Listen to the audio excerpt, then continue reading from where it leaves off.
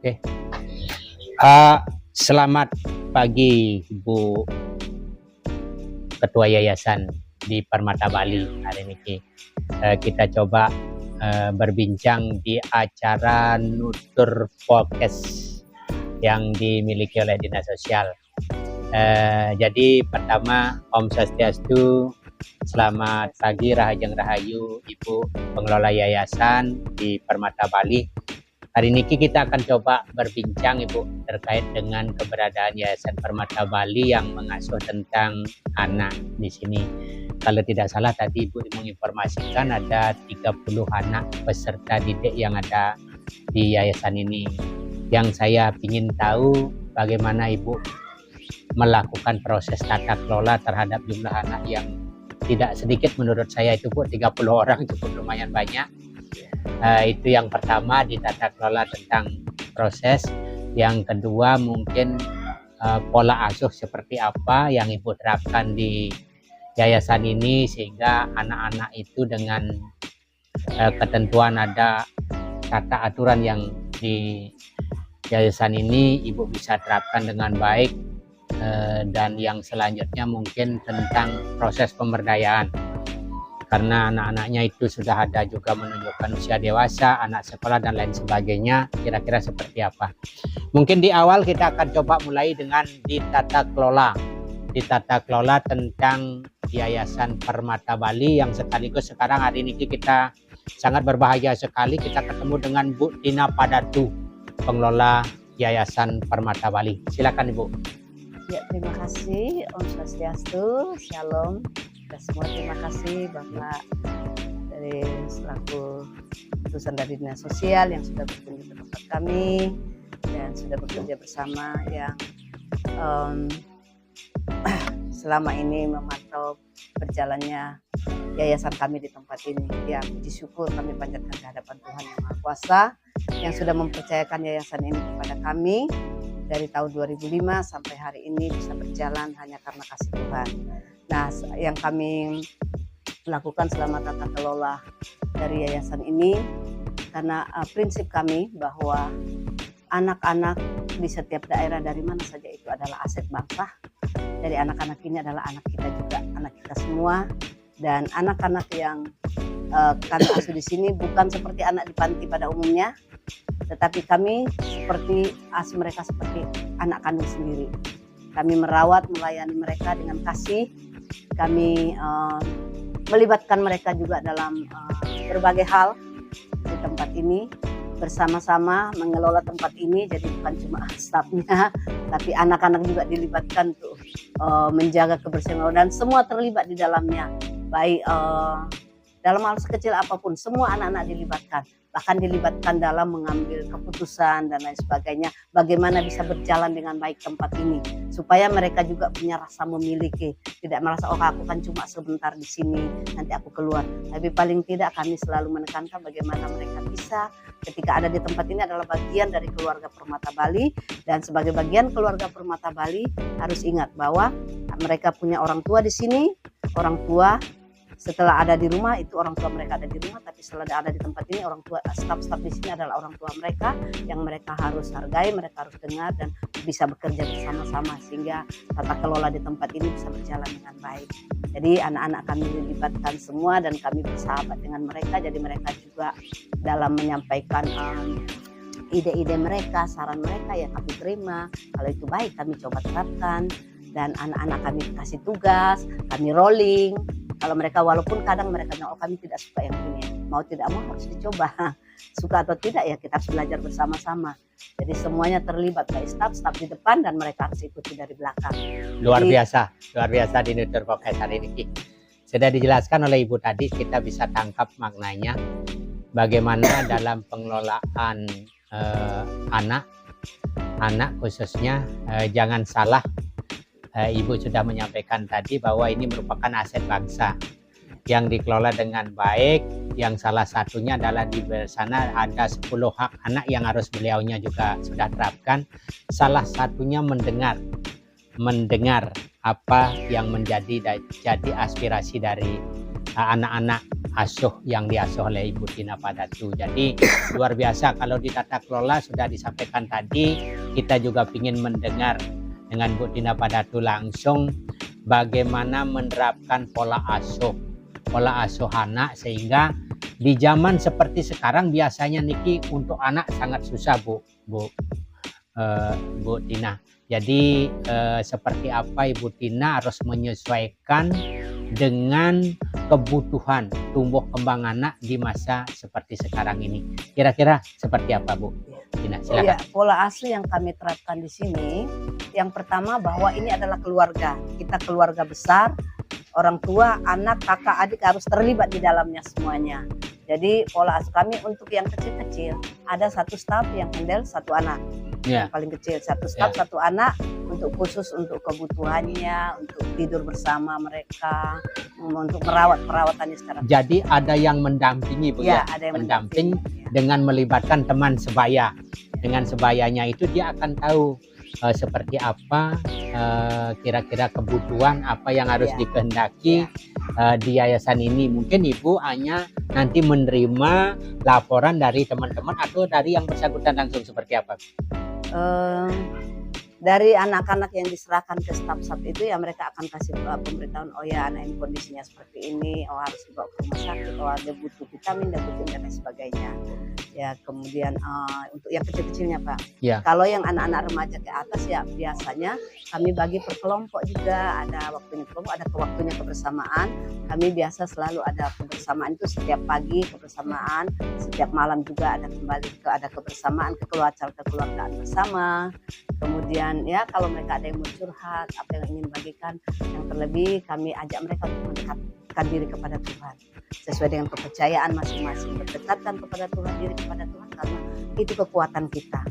Nah, itu kekuatan. Menarik teman-teman, dimanapun Anda berada, hari ini kita coba mengurai dengan Bu Tina terhadap sistem pengelolaan yayasan yang mungkin akan menjadi salah satu role model di Kabupaten Karangasem, karena Bu Tina sendiri ya sudah kurang lebih 15 tahun lebih ya sebagai di pengelolaan yayasan ini. Jadi beliau juga sudah menyampaikan tadi tentang pola asuh.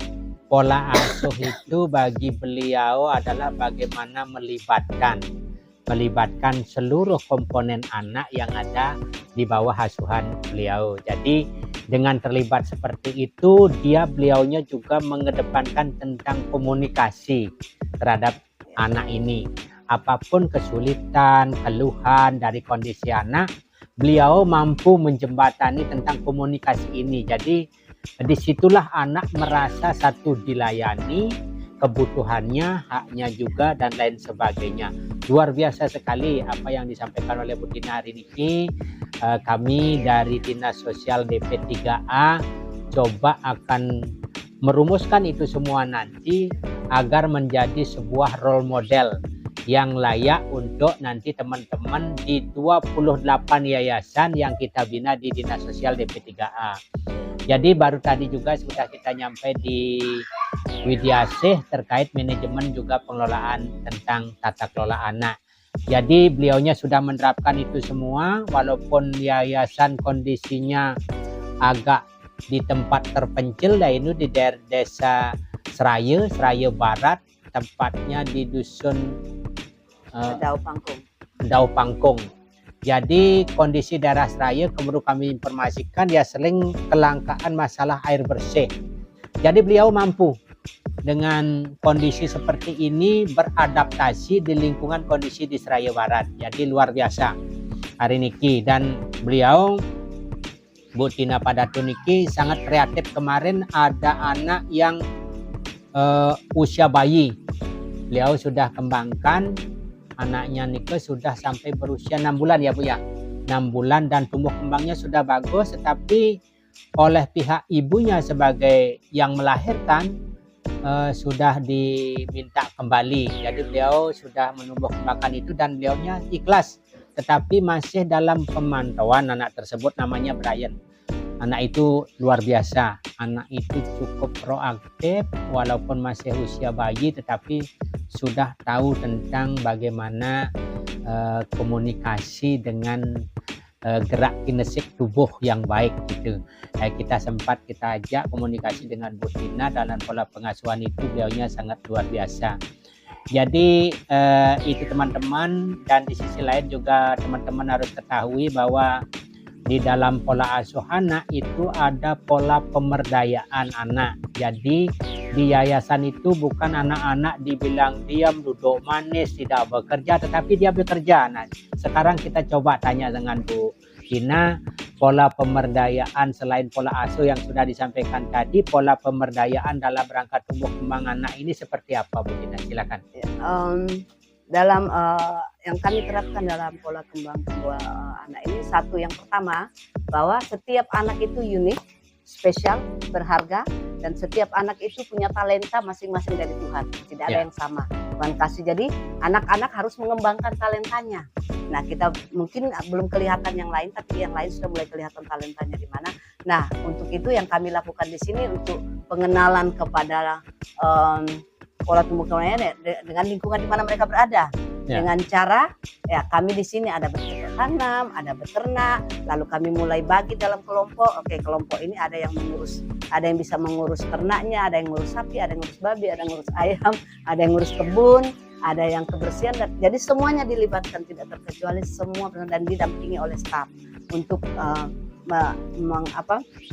memperkenalkan mereka kepada lingkungan di mana mereka ada, karena lingkungan di mana mereka ada mereka harus rawat, harus kelola supaya bisa menghasilkan. Jadi tidak membuat mereka harus terpaku hanya sekolah lalu duduk manis. Kalau mereka datang ke tempat ini, yang pertama peraturan kami, Anda mau dibantu.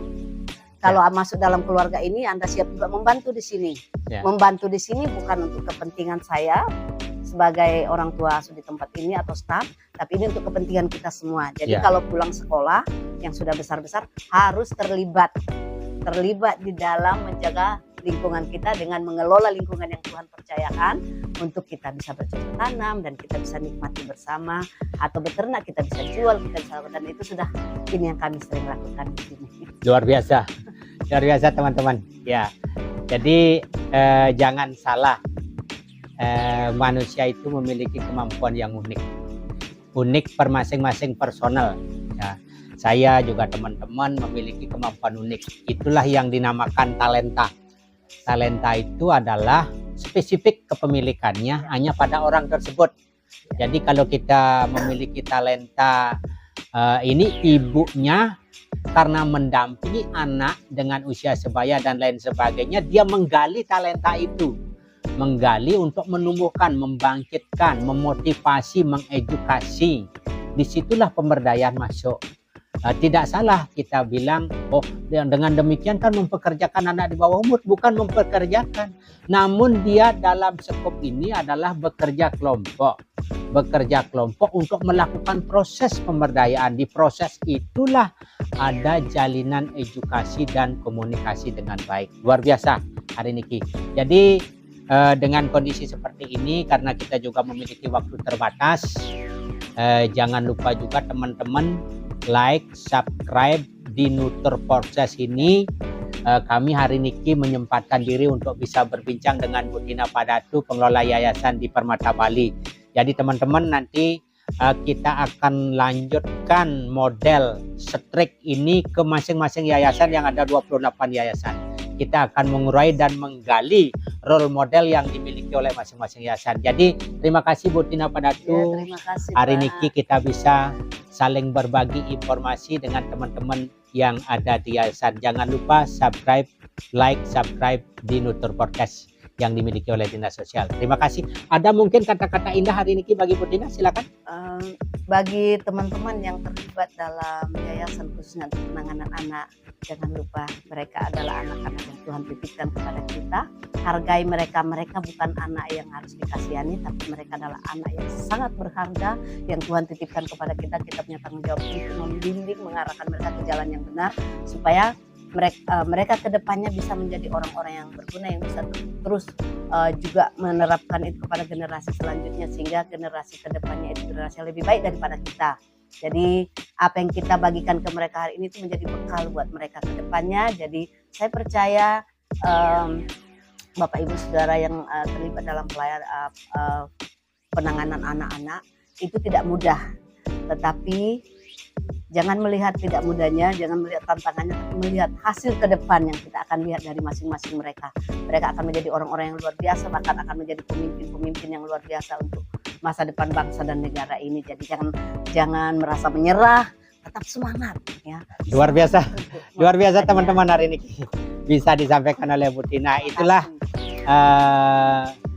tagline yang disampaikan oleh Bu Tina. Terima kasih. Jadi teman-teman diberikan motivasi dan cemeti bagaimana dalam rangka mengelola dan mentata kelola ketika kita mengembangkan tentang role model di Yayasan Anak.